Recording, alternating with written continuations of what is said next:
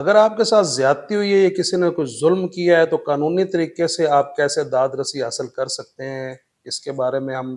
पहले अपनी short videos में कुछ बात कर चुके हैं। मज़ीद आज थोड़ी-सी तफ़सील बयान करूँगा। मैं हूँ शेख अली रज़ा एडवोकेट और आप देख रहे हैं हमारा यूट्यूब चैनल अल वकील लॉ फर्म। अगर कोई शख्स की किसी के साथ ज़्यादती होती है या कोई ज़ुल्म होता है तो सबसे पहले वो मुतलका पुलिस स्टेशन में जाएगा, एक तहरीरी दरख़्वास्त वहाँ पे देगा और उसके लिए हुकूमत ने बड़ा सादा तरीका इख्तियार किया है। किसी एसएचओ से नहीं मिलना, किसी पुलिस वाले से नहीं मिलना, बल्कि वहाँ पे हर थाने के अंदर फ्रंट डेस्क मौजूद हैं, वहाँ पे तहरीरी दरख्वास्त देनी है। वो आपको एक रसीद देंगे, जिस रसीद के ऊपर थानेदार मुतलका जो आईओ होता है, उसकी तफसील लिखी होगी, उसका फ़ोन नंबर लिखा होगा। और अगर कोई मजरूब आदमी है, मसलन किसी के साथ कोई ऐसा काम हुआ है कि उसको ज़ख्म लगा है, किसी की हड्डी टूटी है या कोई ऐसा मसला जिसका मेडिकल से तल्लक वास्ता है, तो वही पुलिस स्टेशन से एक कांस्टेबल उस बंदे के साथ जाएगा और किसी भी सरकारी अस्पताल जो करीब तरीन अस्पताल होगा, वहाँ पे जाके उसका नक्शा मज़रूबी बनेगा। नक्शा मज़रूबी बनने के बाद उसका मेडिकल सर्टिफिकेट बनेगा, उसका मुकम्मल मेडिकल एग्जामिनेशन होगा।